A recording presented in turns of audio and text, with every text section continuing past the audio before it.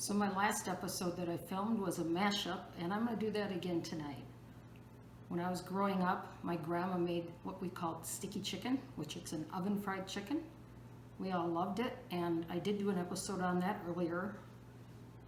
And I'm going to mash that up with my current favorite, which is Chicken Marsala. And I just learned to cook that a few years ago. So I've got a whole chicken cut up into 8 pieces. I got it from the butcher at my grocery store, and I gotta say, he didn't do the best job. In fact, we'll say he butchered the job. Anyways, I've dried it off completely, and we're gonna put the chicken in a bag. I've got a cup of flour. I've got some garlic powder, onion powder, paprika, salt, and pepper. The complete recipe for this chicken is on the previous episode called Sticky Chicken. And so we're going to put this in the bag and shake it all up. This is a lot easier than dredging it in a bowl. You don't have to get all messy. So we're just going to put all of this in here and shake it around. And then we're going to fry it. Just sear the outside with about 3 tablespoons of butter and a couple tablespoons of olive oil. And then it's going to go into the oven. So let's get shaking. I'm going to start with the twice baked potatoes. So I've got 2 large russets. Russets are the best for baking, and I've scrubbed them thoroughly. Now when I'm doing twice baked potatoes, I actually go to the store and just pick from the bulk section, because I can get 2 potatoes that are about the same size and will cook in about the same amount of time. And what we're going to do, we're going to rub them with some olive oil, and this will make the skin all crispy. Some people love to eat the skin on their baked potatoes, so especially my daughter and my husband, so we're going to go with that a little bit more. Now, this is a messy part of the job, but you can also do this with a pastry brush if you want to. And they're going on to a baking tray lined with aluminum foil. You can also bake them directly on the oven rack if you want. I just find this a little less messy. Okay, I'm going to wipe my hands a little bit. And then you're going to prick them with a fork on all sides. This lets a little bit of the steam out, helps the potatoes cook better.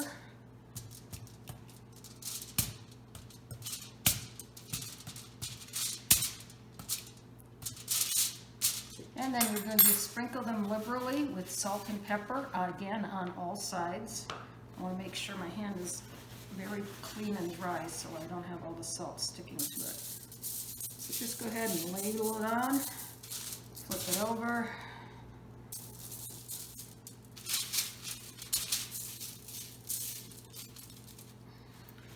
And some pepper as well.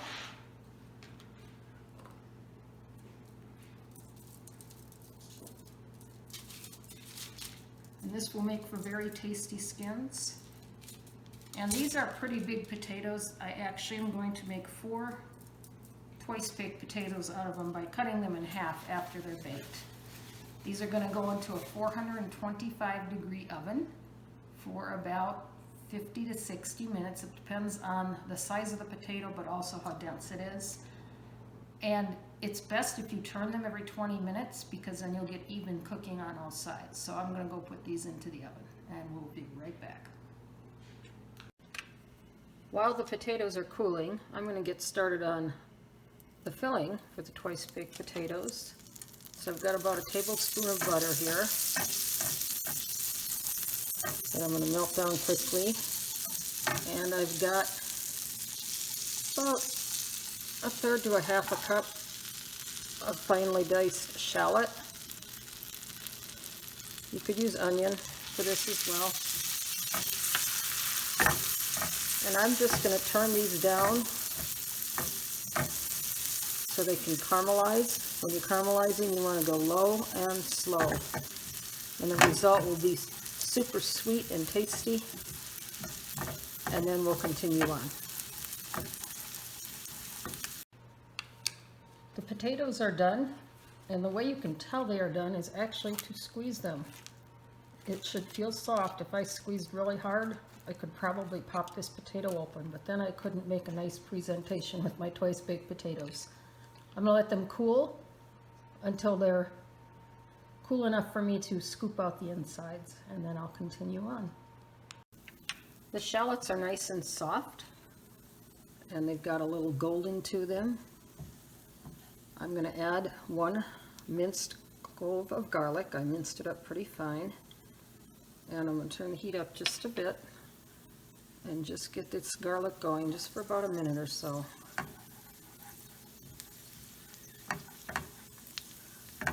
And normally for twice baked potatoes you add butter and sour cream and bacon and cheese, lots of fat, and then a little chives on top. Maybe that's to make you not feel so guilty. We're not going to go quite that route. We did have a little butter in here.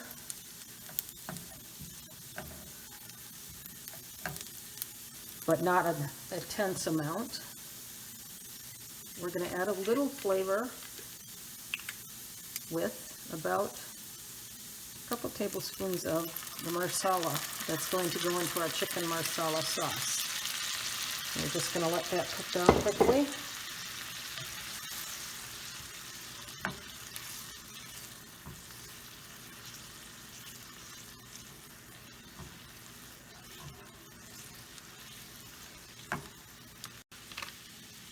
The shallots are basically done. I am going to add 1 more tablespoon of butter. And the reason I'm doing this, I let the potatoes cool so I could cut them and scoop out the insides. But now they're not hot enough to melt the butter. So I'm going to add just 1 more tablespoon. These are not going to be loaded with fat, but they are going to be loaded with flavor. And you'll see that as we go on. The shallots are almost done and the potatoes are cool enough to cut. So I'm going to cut them in half. And you want to make sure you cut them this way and not this way. They'll lay flatter on the plate. And then I'm going to scoop the potato out into the bowl.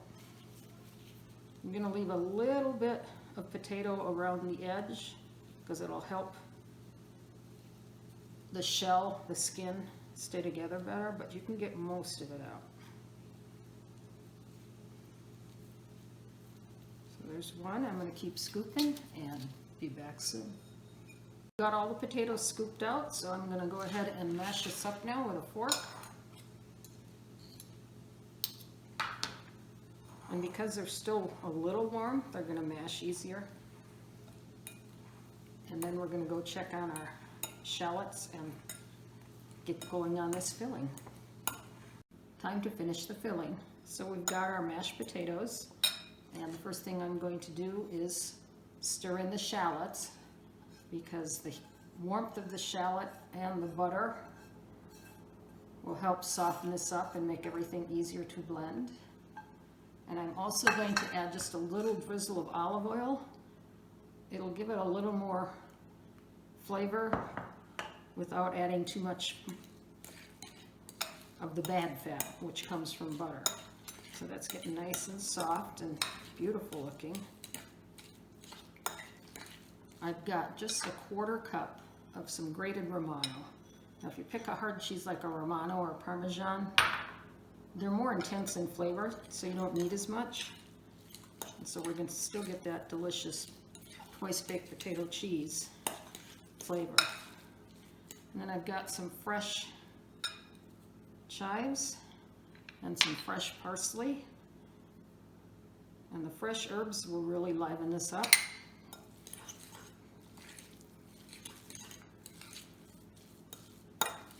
Gonna put in a little bit of salt and pepper.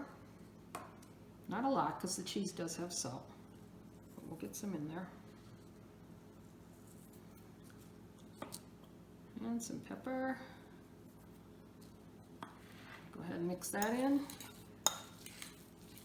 And we're not giving up completely on the richness. We are going to add a good dollop of sour cream. Now you could use light sour cream. I don't know how fat-free would work. So one good dollop there I think should be enough. We just want that flavor without going overboard.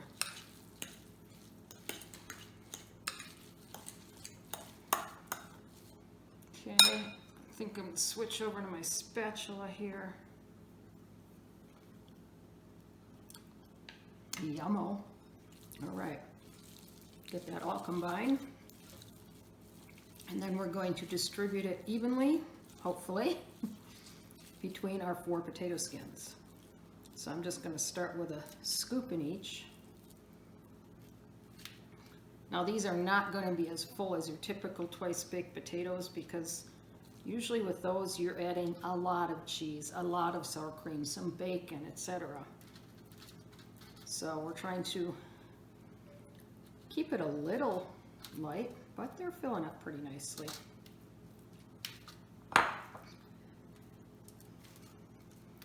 And then these are going to go into the oven at 350 degrees.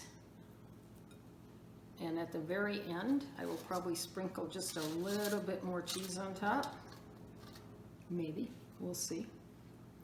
All right, so there we have our twice baked potatoes ready to go into the oven.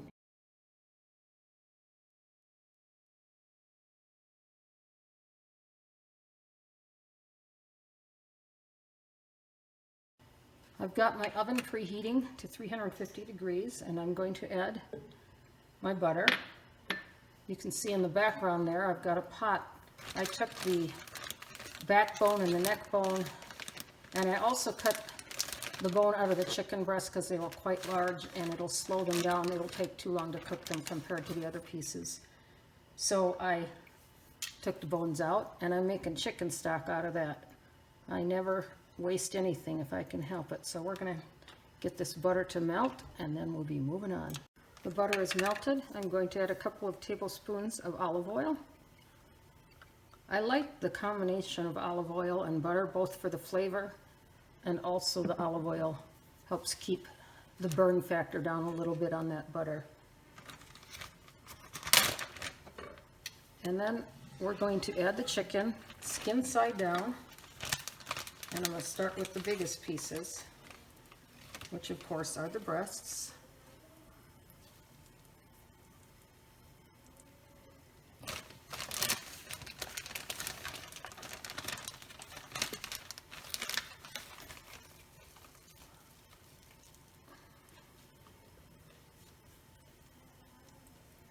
And I'm going to give those just a minute to get going before I add the other pieces, because the breast will take the longest to cook.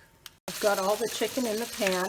This was such a large chicken that the wings actually didn't fit, so I rinsed them off and threw them into the soup stock pot. This will be plenty of chicken for dinner and some leftovers to bake. And the point of this is not to fry the chicken entirely in the pan. We just want to get a sear, especially on the skin side. So we're almost there. Alright, that's looking pretty GBD, golden brown and delicious. And this is why we wanted to do the skin side down, so we get that crispy top. It's hard to go back. You can see here on this piece, this is what I meant about the butchering job, because half the skin is gone off that breast, but it's going to be okay.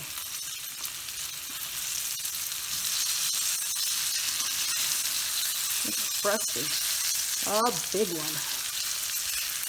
And the legs. Going to give that just a minute, and then it's going to go into the oven. I turned off the stove. The chicken's ready to go into the oven. If you have a heat-proof lid, go ahead and put that on. Otherwise, you're going to cover it with foil and put it into the oven for about 30 minutes, and then we will throw our potatoes in with the chicken to finish. Time to make the marsala sauce. And this is what's making it the mashup. Normally with marsala sauce, you would have pan drippings from frying the chicken, but we don't have that, so we're going to use a tablespoon of butter and a little bit of olive oil. And get that going.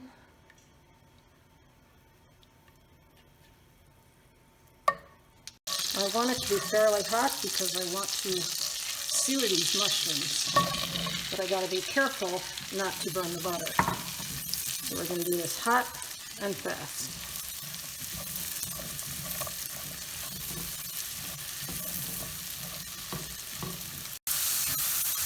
The mushrooms are pretty well seared. I'm going to add 1/2 cup of Marsala wine. And we're going to let that reduce down. You can use sweet or dry, depending on what your flavor preference is. Now what I'm making is actually a double batch of what you would normally make for 4 chicken cutlets. But we like the sauce a lot, whether we're serving the chicken marsala with mashed potatoes or pasta. So I'm making extra sauce. I've got sweet marsala in there, and I add just a splash of sherry.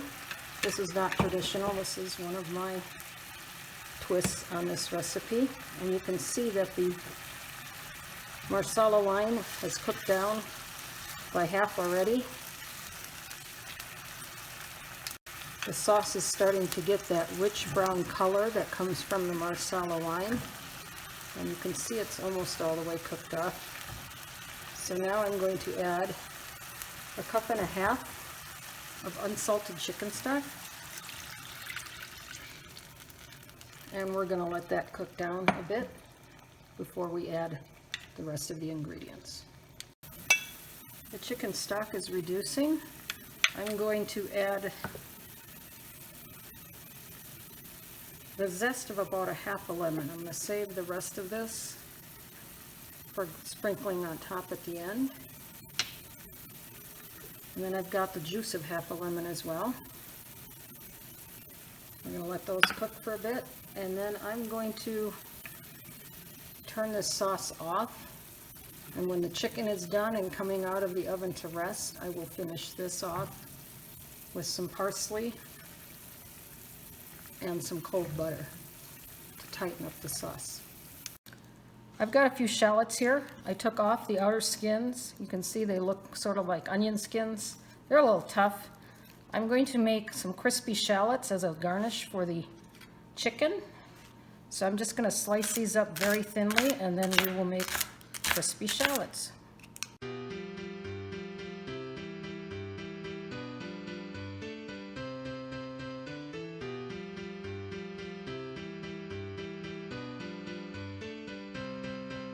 Now for the vegetable. I went to the grocery store and I bought a bag that said broccoli and cauliflower mix. Not much cauliflower in there, but it's all right. It'll still be good. So I'm going to start with 2 tablespoons of butter over medium heat and let this melt down. And then we'll continue on with our veg. The butter has melted down. I'm going to turn this to a medium-low heat. And I'm going to add 2 to 3 cloves of chopped garlic. I didn't dice it super fine because I actually like the pieces of garlic in this. You can put as much or as little garlic as you like. And I'm just going to get that softening up a bit. I don't want to brown it. I certainly don't want to burn it. Just want to get it started.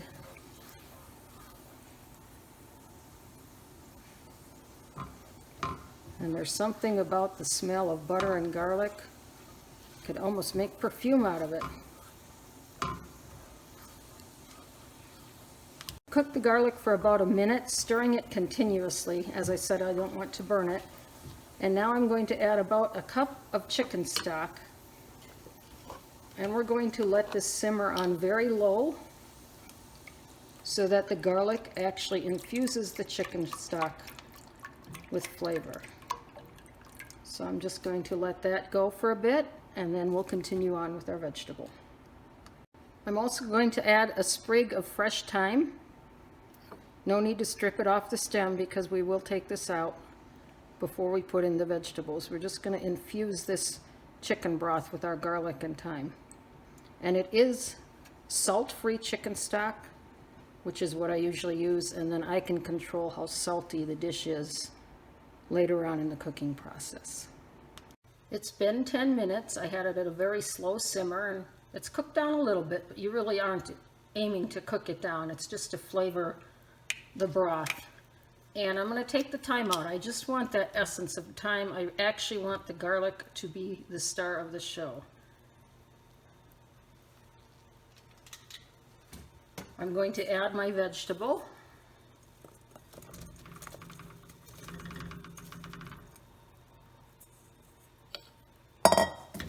And I'm going to stir it all up. I'm going to cover this and cook it for 5 minutes, and then I'll check it and stir it again because I want to get that garlic flavor on all sides of the vegetables. You can actually do this ahead and cook this until it's almost done, and then just a few more minutes right before you're serving the rest of your meal. So this is a great semi-make ahead option. So we're going to give that 5 minutes and come back to it. Okay, it's been 5 minutes. I'm going to give this a test. These are rather small pieces. Yeah, this is well on its way to being done. So I actually am going to turn this up quite a bit. Let the vegetables finish cooking and reduce the chicken stock down to a sauce consistency. And that should only take a couple minutes. You can see that the broccoli and the cauliflower have already absorbed a good bit of the broth. I just took the chicken out of the oven. You can see it's golden brown. A little bit of almost cracklings on the bottom there. And the broccoli and cauliflower, I heated that up and reduced the chicken broth down to just basically a sauce. Then we've got some crispy fried shallots that are going to go on top. Just thinly sliced some shallots.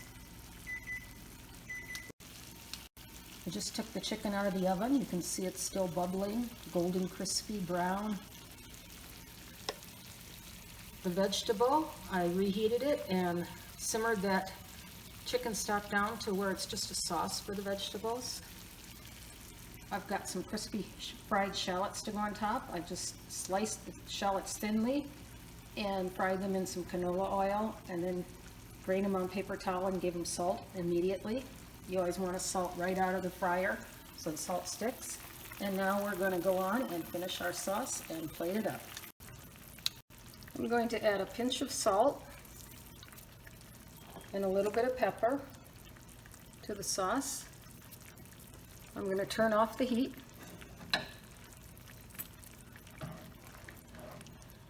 And I'm going to work in some cold butter. I've got about a tablespoon of cold butter. I heard a saying on TV the other day, the Italians always start their sauce with olive oil, and the French always finish their sauce with butter. But this is an Italian sauce, finished with butter.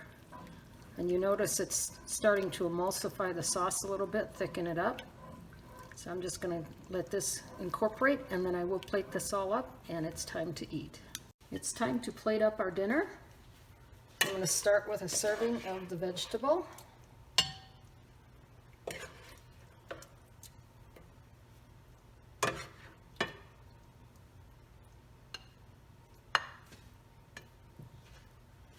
And then I'm going to put some chicken on the plate.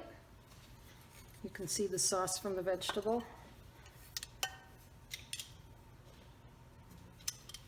This is for my husband, so he likes the breast piece. So that's what I'm going to give him. I'm going to give him one of the twice baked potatoes.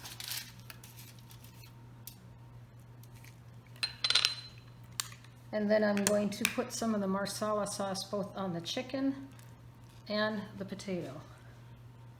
And this is what makes it the mashup. So instead of cheese and bacon and lots of fat, I mean there is some fat in this, but not a ton. And sticky chicken normally doesn't have sauce, but I think this sauce looks glossy and beautiful. And to finish it off,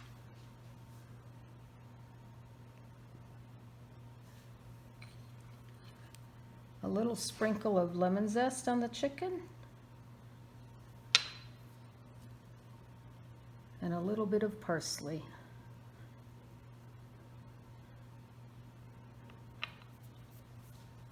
And I think that's one beautiful bowl of food. And as promised, a little shave of that Romano on top of our potato.